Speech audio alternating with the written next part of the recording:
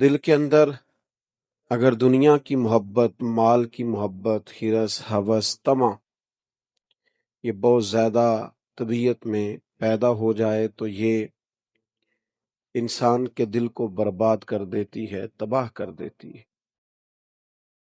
اور کریم محبوب علیہ السلام نے فرمایا کہ بھوکا بھیڑیا بکریوں کے ریوڑ میں چھوڑ دیا جائے تو اتنا نقصان نہیں کرتا جتنا شہرت کی اور دولت کی محبت انسان کے باطن کا نقصان کرتی ہے، اجاڑ دیتی ہے اس کے باطن کو۔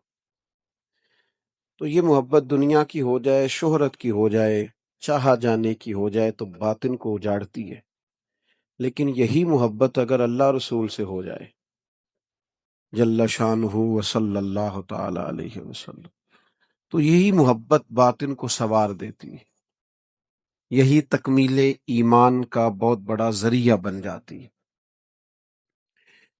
تو ہمیں حکم دیا گیا ہے کہ ہم اللہ سے محبت کریں، اللہ کے محبوب علیہ السلام سے محبت کریں، پھر حضور کے صحابہ سے محبت کریں، اور قرآن مجید نے کہا قُل لَا أَسْأَلُكُمْ عَلَيْهِ أَجْرًا إِلَّا الْمَوَدَّةَ فِي الْقُرْبَى۔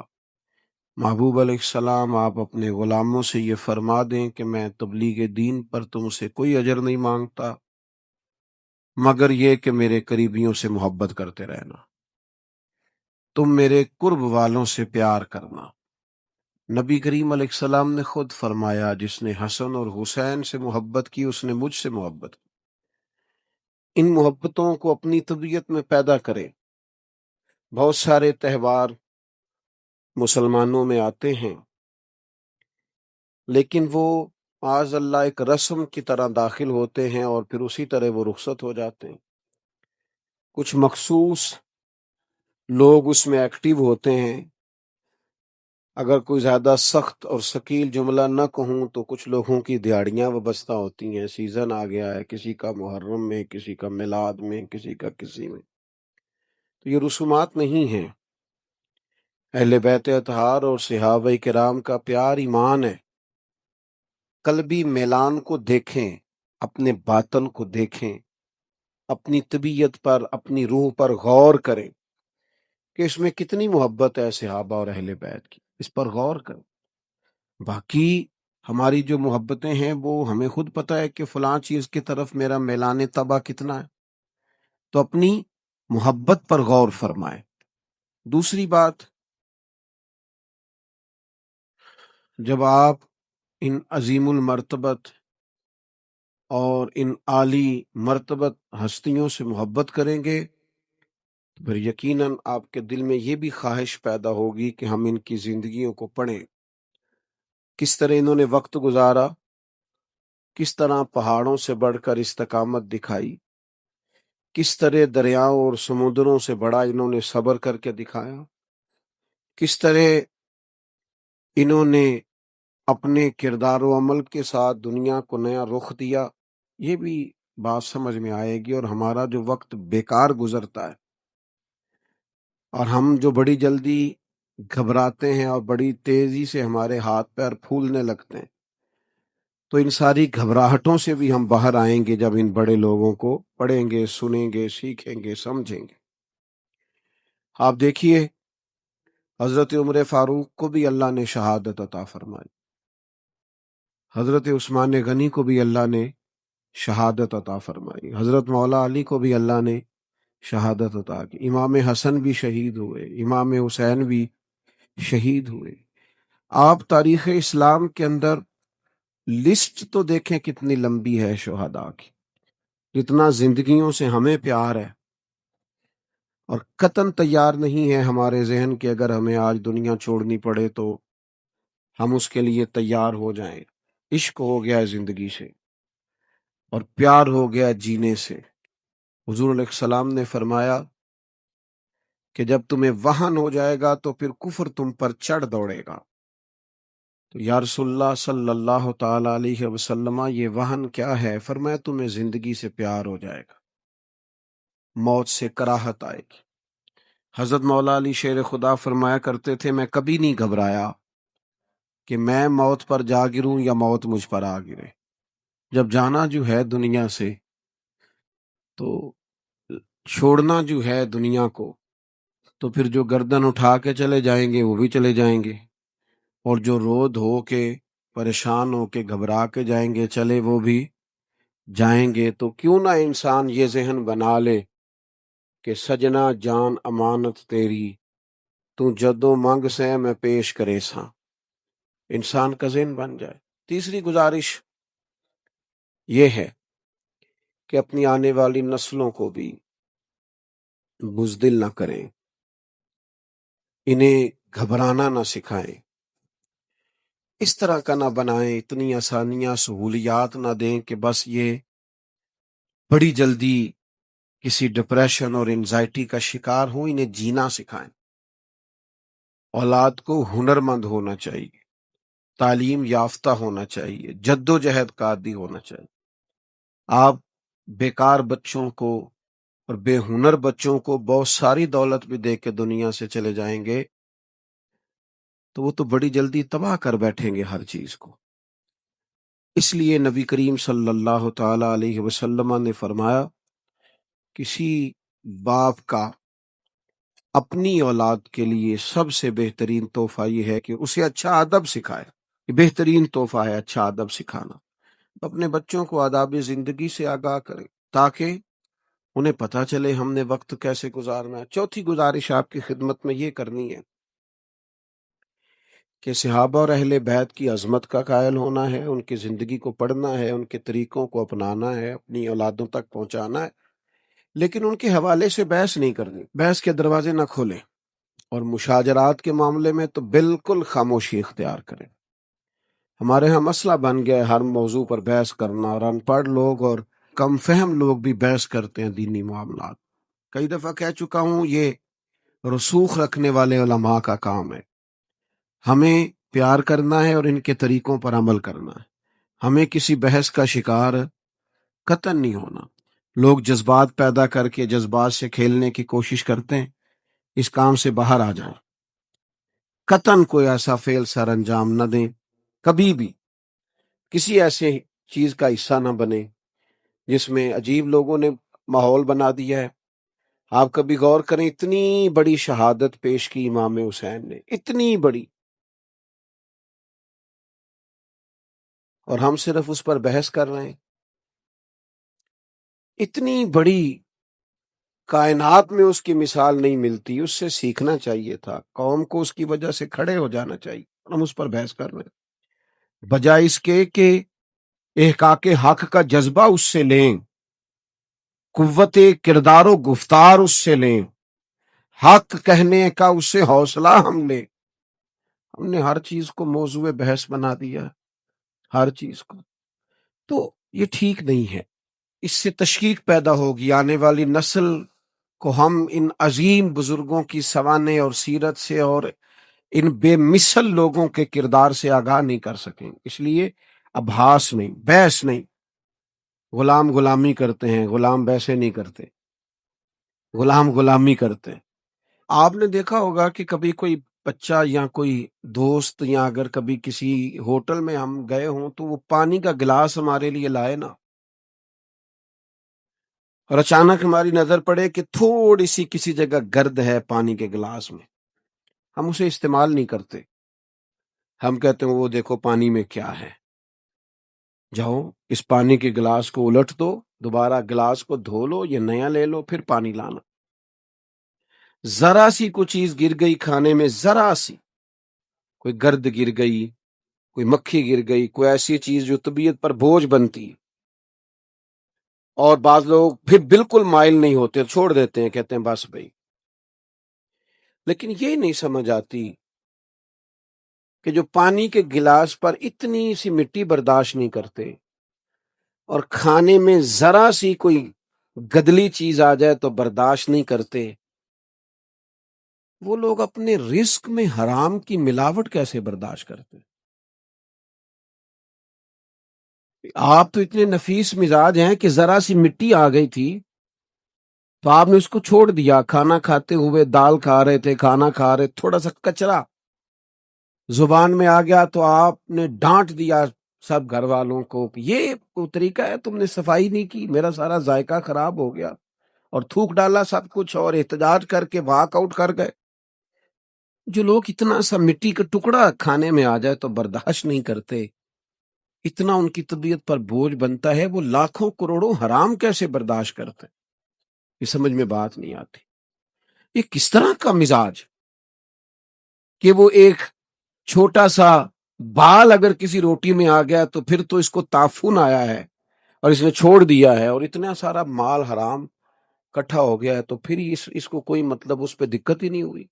یہ سمجھنے کی بات۔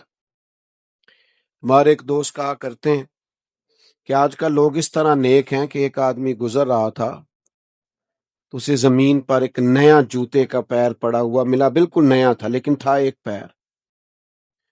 اس طرح کے نیک ہے اللہ ماشاء اللہ۔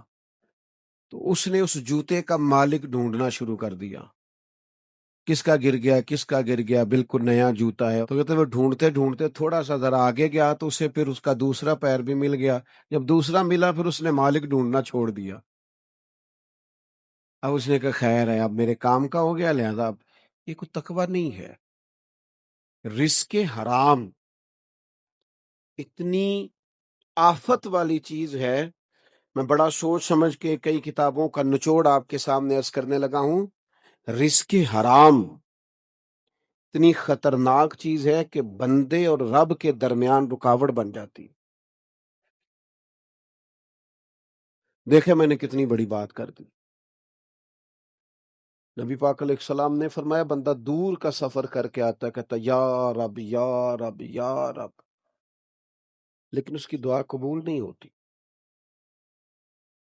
وہ کریم مالک جو سب کی قبول کرتا ہے اس کی قبول نہیں کرتا۔ یا رسول اللہ اس کا جرم؟ فرمایا جرم یہ ہے کہ جو کھایا ہے وہ بھی حرام کا ہے، جو پیا ہے وہ بھی حرام کا ہے، جو پہنا ہے وہ بھی حرام کا ہے۔ اس کی دعا جو اس کے اور اس کے رب کے درمیان ایک واسطہ تھا اور کرم برسنا تھا، اس دعا میں یہ چیز رکاوٹ بن جاتی ہے۔ بھائی یاد رکھنا، رزق کو کبھی میلا نہ ہونے دیں۔ وہ جو سادہ کھانا ہوتا ہے نا وہ زود ہضم ہوتا ہے، اس کو کھانے کے بعد دوائیاں نہیں کھانی پڑتی۔ سادہ غذا کھائیں، تھوڑی کھائیں، لیکن اپنے رزق میں کبھی ملاوٹ نہیں ہونے دیں۔ اللہ کے حضور دعا کریں وہ رزق وسیع دے، پر جتنا دے دے حلال اور طیب، پاکیزہ رزق اللہ دے۔ میں دیکھتا ہوں کہ مختلف ہیلے بہانے کر کے لوگ حرام کی طرف بڑھ جاتے ہیں۔ جس معاشرے میں لوگ رشوت کا نام تحفہ رکھ لیں،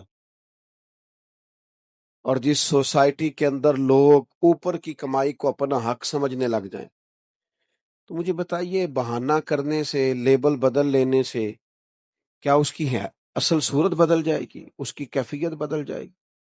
رزق کے معاملے میں اپنے آپ کو صاف ستھرا رکھیں، رزق طیب کھائیں۔ حلال اور طیب رزق جو ہوتا ہے یہ نور بنتا ہے، بوجھ نہیں بنتا۔ یہ طبیعت کو ٹھنڈا کرتا ہے، آسودگی پیدا کرتا ہے۔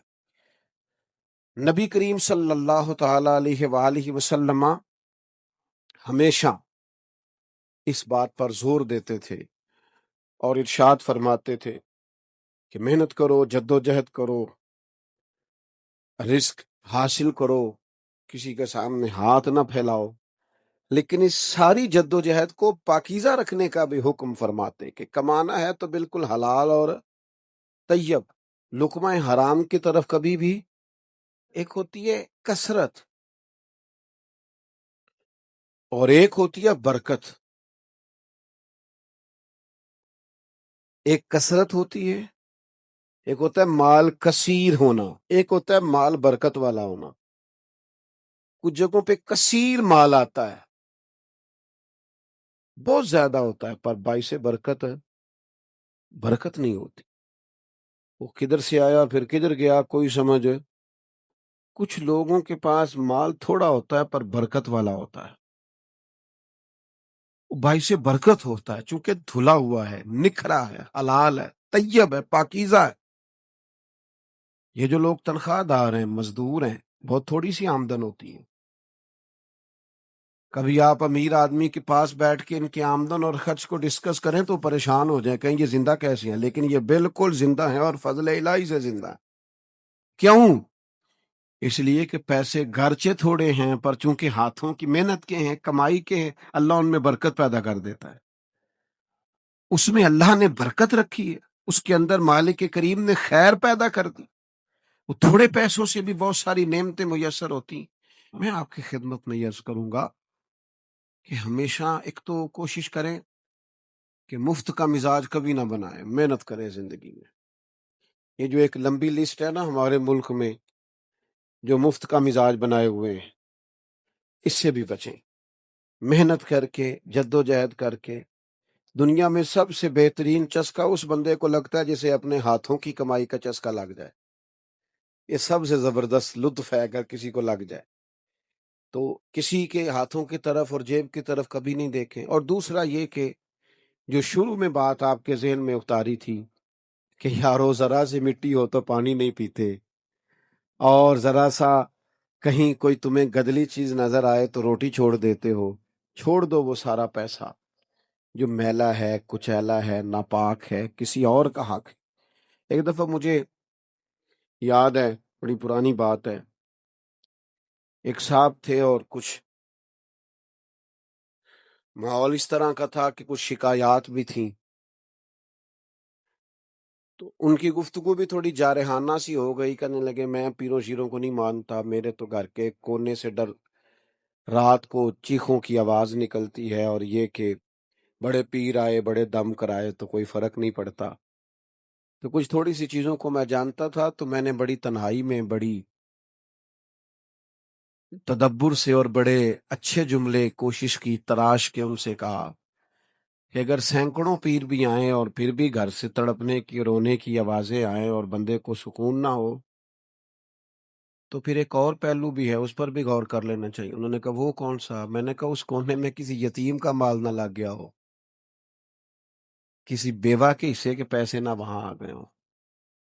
اور جہاں یتیموں، غریبوں، مسکینوں، بیواؤں کا مال لگ جاتا ہے، وہاں رہنے والوں کو سکون کی نیند یہ کیسے ہو سکتا ہے؟ تو کسی کے بچوں کو اجاڑ کے لائے اور پھر تیرے گھر میں سکون ہو۔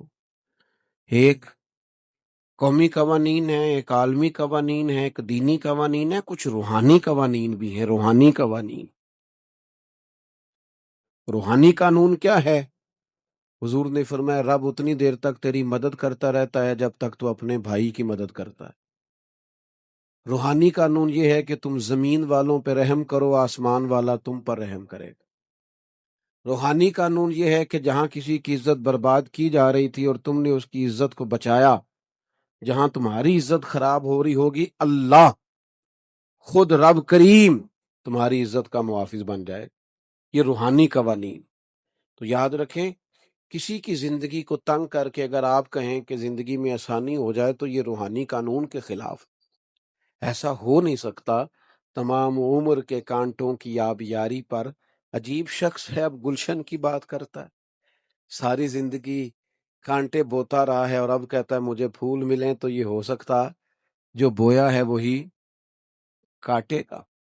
تو میری آپ کی خدمت میں یہ گزارش ہے کہ اس معاملے کو ہمیشہ حضرت عمر بن عبدالعزیز رحمت اللہ علیہ سے قبل جو کچھ بادشاہ ایسے گزرے چند کہ وہ بڑے پیسے اپنی اولادوں کے لیے چھوڑ گئے، حضرت عمر بن عبدالعزیز کا آخری وقت آیا تو کچھ بھی نہیں تھا بچوں کے لیے، تو آپ نے اپنے بچوں کو بلا کے کہا پتر مجھے معاف کر دینا، تمہارا باپ بزدل تھا، بزدل۔ ابا جی وہ کیوں؟ فرمانے لگے میں دوزخ سے ڈر گیا۔